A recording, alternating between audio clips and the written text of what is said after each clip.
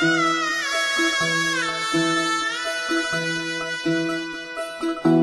फुफाटा रुतल काटा दिसल वाट तुझी, झोकून आशा चालत राहतू गाडून टाक भीती।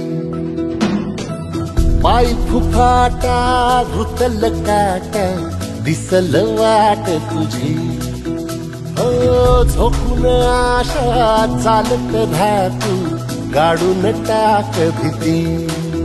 मागू नको आधार शोध तुझं तुधार मानू नको तुझार कुणाला, तुझ्या हाती नकोर चला लागून जोर।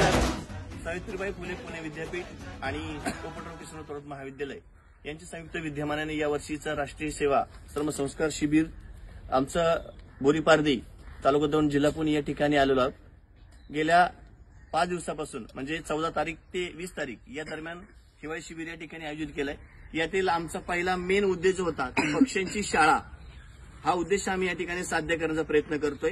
पक्ष्यांची शाळा का ही कन्सेप्ट ही फक्त या गावापुरती किंवा या ठिकाणापुरती मर्यादित न ठेवता याचा प्रसार गावोगावी व्हावा, महाराष्ट्रभर व्हावा, जेणेकरून पक्ष्यांना खाद्य आणि पाणी हे एकाच ठिकाणी मिळावं हा उद्देश ठेवून ही कन्सेप्ट आम्ही राबवली आहे।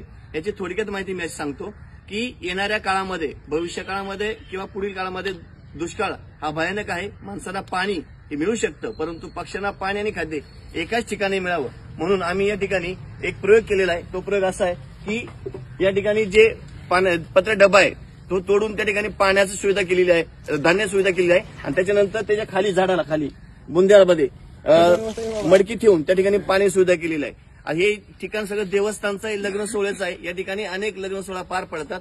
इथली आम्ही जे विश्वस्त आहे ते विश्वस्तांना सगळ्यांना सांगून या ठिकाणी मंगल कार्यामध्ये होणारे जे तांदूळ आहे ते मात्र त्यांच्या कामगारांच्या माध्यमातून तो मात्र या ठिकाणी ते 8 दिवसातून टाकलं जाणार आहे। आणि पाण्याची सुविधा इथं बगीच्यामध्ये पाणी देत असताना किंवा सगळीकडे पाणी देताना त्यामध्ये भरलं जाणार आहे म्हणून या ठिकाणी पक्ष्यांची शाळा काही दिवसात भरलेली दिसन ही कन्सेप्ट आम्ही पूर्ण महाराष्ट्रभर राबवण्याचा प्रयत्न आहे। परंतु महाविद्यालयाने हे छोटंसं रोपटं या ठिकाणी या कन्सेप्ट म्हणून पक्ष्यांच्या शाळेत लावलेलं आहे।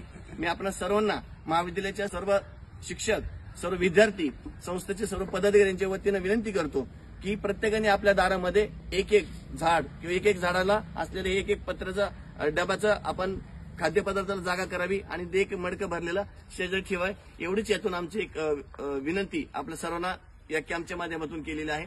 आणि यानंतर दुसरे कन्सेप्ट आहे की या ठिकाणी जवळजवळ 100च्या वरती दरवर्षी विवाह सोहळा होतात। तिथं विश्वस्तांनी येत्या 2 दिवसामध्ये घोषित करणार आहे की या ठिकाणी होणाऱ्या लग्न कार्यामध्ये फटाके पूर्णपणे बंदी आणि डीजे पूर्णपणे बंदी हा निर्णय मोठा निर्णय या ठिकाणी होणार आहे। म्हणून बोरमस्थान या मंदिराच्या शेजारी जे काही सर्व आजूबाजूला होणारे लग्न सोहळे इथून पुढे या ठिकाणी फटाके आणि डीजे याला पूर्णपणे बंदी असणार आहे। कारण इथं पक्ष्यांची शाळा होणार आहे। भविष्यामध्ये इथं शाळा झाली की काही दिवसांनी हे गाव पक्ष्यांचं गाव म्हणून ओळखलं जाणार आहे। एवढीच कन्सेप्ट आम्ही या माध्यमातून मानतोय। धन्यवाद।